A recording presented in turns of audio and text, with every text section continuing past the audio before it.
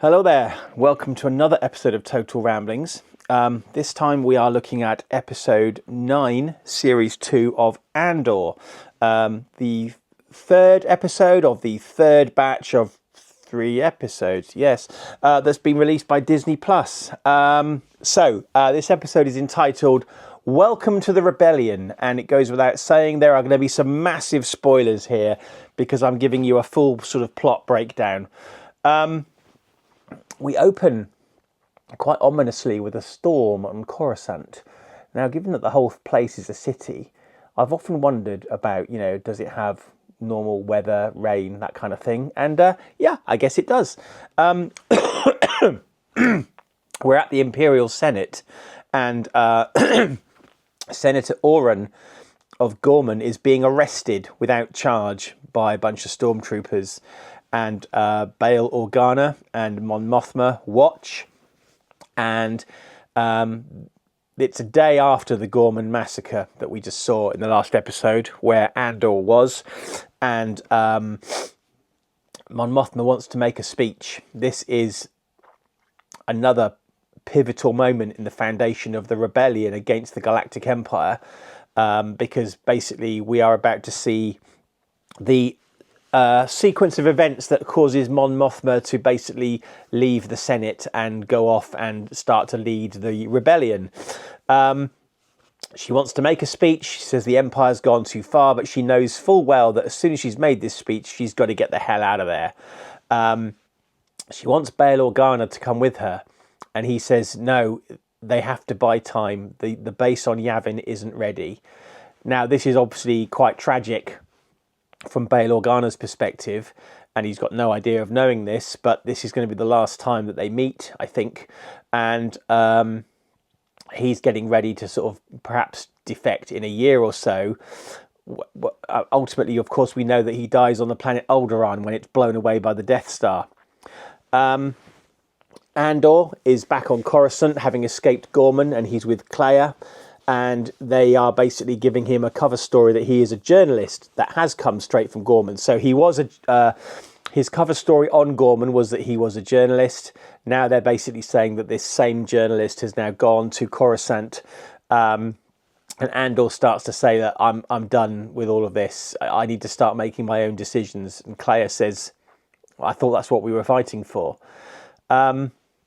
Mon Mothma, her assistant Erskine, meanwhile, checks her offices for bugs, and they do find one, and she destroys it, and the ISB feed goes dead, which sets up a whole sort of chain of events within the ISB.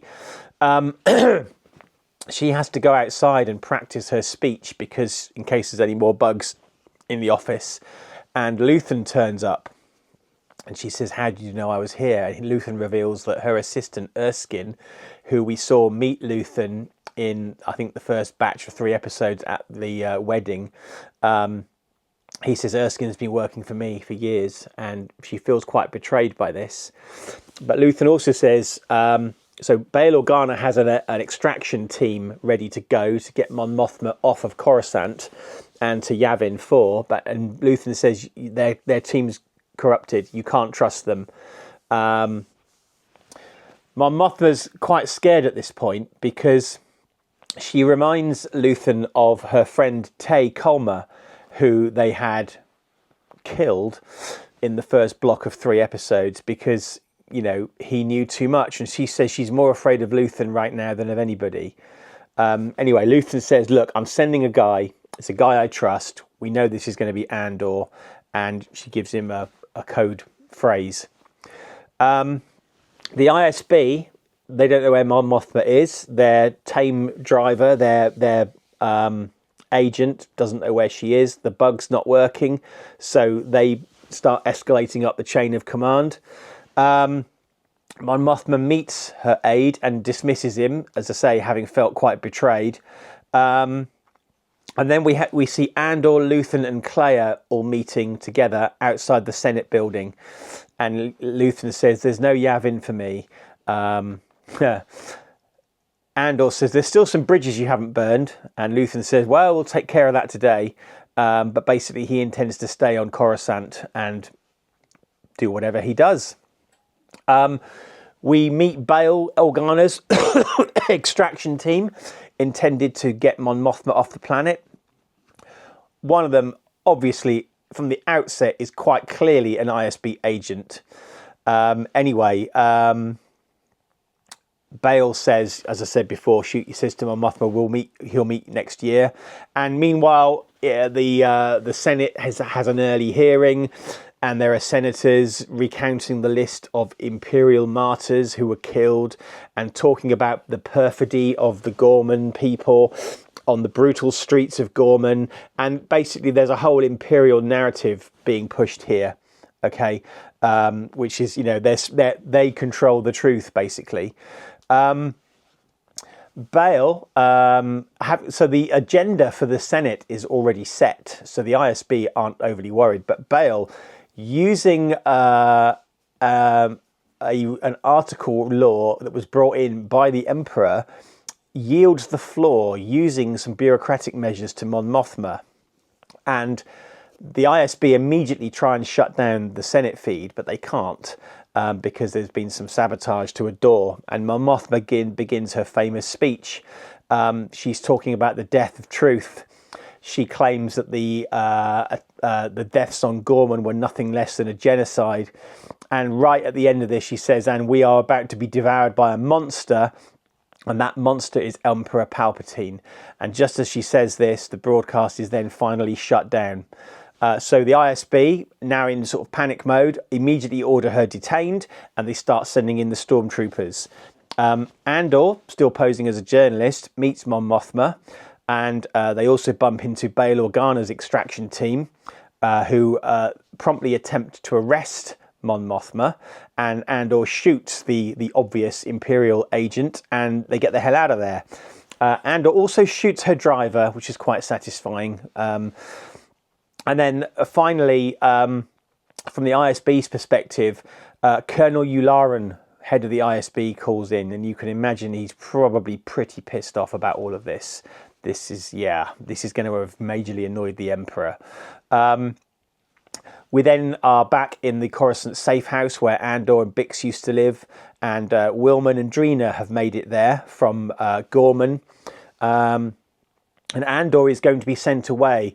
Basically, the rebellion are going to basically hide all details of this particular part of the operation, and Mon Mothma is going to be escorted in using Gold Squadron. Now, this is going to tie in with the episode of Star Wars Rebels, where we see Mon Mothma immediately after her defection from the Senate, meeting up with the crew of the Ghost. And, she basically goes to the base from there. So that would be a good episode to follow up on straight after this. Obviously, it's a cartoon, but, the narrative, the story, all kind of ties up. And in probably what will be maybe the only scenes between her and Andor, she says, I'm not sure how to thank you. And he just says, make it worth it. So Andor arrives back on Yavin 4 with the U-Wing, with Wilman, and also says to the general, hey, there's a dead KX droid in the back there. So after that, Andor meets with his girlfriend Bix and says, again, he's done. He says to her that in his view, the only thing special about him is luck, and he's overplayed his hand already. And he wants to stay with Bix and live with her and leave Yavin 4. But this is the heartbreaking bit of the episode. In the morning, he finds a recorded message. Bix has left, leaving his only home being the rebellion. She's saying that he can't be the reason that she leaves the rebellion. And I think it was the encounter they had with the Force healer in 2 episodes ago, where, the Force healer said he's a messenger, and kind of implying that, he's maybe a focal point in history in the Force, and we know how important he becomes later on in Rogue One. That basically, I think Bix is like, he needs to be here, and she can't be the reason that he leaves the rebellion, because then she would feel guilty for all the things that he didn't go on to do. Later on, he's trying to find Bix, only to find out that the transport that was due to leave that morning's already gone. So she was on that transport, and someone says, "Hey, Captain Andor, the KX droid you brought in is being powered up." And of course, it's all strapped down, and they're very nervous about this because they've had to reprogram this Imperial security droid. And this is, of course, where we now meet K2SO, who we see later in Rogue One. And I understand that the reason they've introduced him this late in Series 2 is because of the difficulties of, and the cost and expense of animating him and what have you. Anyway, Andor insists on holding a massive laser rifle to its head, thinking it might, go berserk. Whereupon it promptly says, "Hello, I don't know if I've done anything to offend you, but would you mind lowering your weapon?" And that's how the episode ends. We finally have the partnership of Andor and K2SO and his U-wing, but with no Bix. And that's the tragedy, right? The tragedy, right, of Andor is that the woman he loves, she's left him because his destiny lies elsewhere. And ultimately, of course, we know what happens to Andor, spoilers, in Rogue One. Which just makes the whole story all the more tragic, really. The more I think about it, the more I've come to enjoy this character. But we've always known right from the start of the series how it was going to end, that he's dead. So, food for thought. We don't see Dedra at all in this episode. Presumably she's still on Gorman, clearing up. Bearing in mind this happens like the day after. Obviously this is a very Mon Mothma, Andor-centric episode. Interesting that Andor was able to be there for both events, for the massacre and for the extraction. Quite like the way they did that. But some stunning scenery on Coruscant. Very gleaming white city, looks quite cold to me, but of course the costumes and the outfits, stunning. Lots of aliens in this one as well because of the Senate and all the rest of it. So, unfortunately, we only have 3 more episodes of Andor to go, and then that is it forever. And we'll basically have seen Cassian Andor's entire history with the rebellion. And then it will obviously be time to watch Rogue One again, which is perhaps my favourite Star Wars film after Star Wars itself. And even then it's close. So, yeah. Another excellent batch of 3 episodes. Looking forward to the next batch. I started this series by watching 1 episode a day.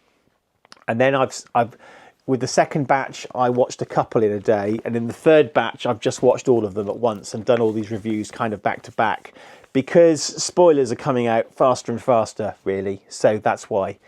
So, thank you very much for watching this episode of Total Ramblings. I hope to see you for the next episode, which will probably be a Doctor Who episode review. Please do all the usual YouTubey stuff, like, comment, subscribe, blah-de-blah-de-blah, and I will see you in the next one. Bye-bye.